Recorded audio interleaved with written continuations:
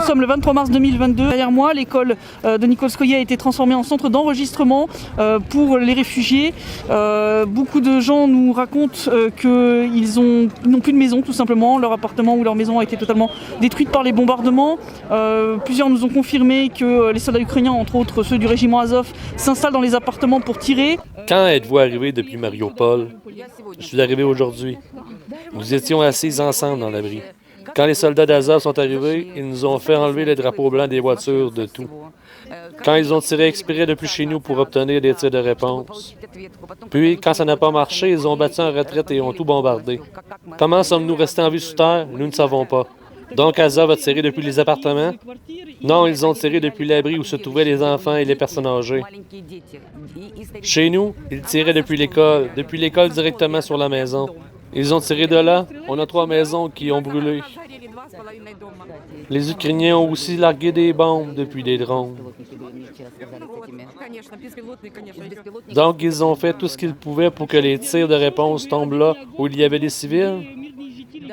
Oui, ils savaient qu'il y avait beaucoup de gens dans l'abri, dont des personnes âgées et des jeunes enfants de 2 mois. Ils ont fait exprès de tirer depuis l'abri. C'est vraiment horrible.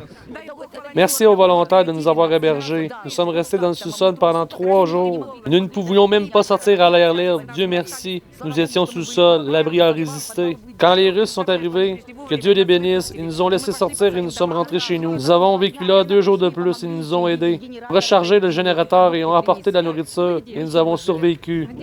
Alors, ils vous ont utilisés comme des otages. Oui, nous étions des otages, des boucliers humains. Ils nous ont fait descendre. On avait des drapeaux blancs partout.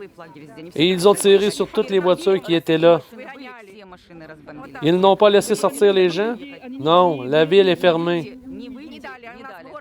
Quoi, la ville? Ils ne nous laissaient même pas sortir de l'abri.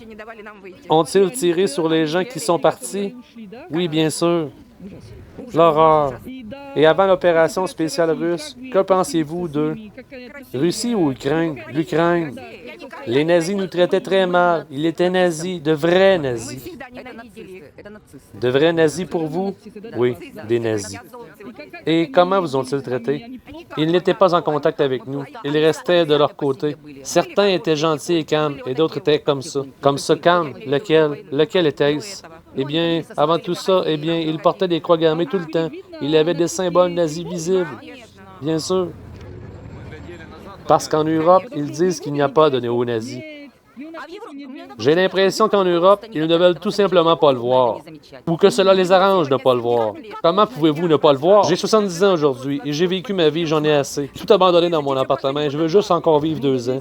Même si la situation est si terrible, est-ce que vous êtes heureuse que Mariupol soit sous le contrôle de la RPD? Oui, nous espérons qu'elle sera restaurée. Nous aimerions vraiment rentrer chez nous. Car la tombe de mon père est là-bas.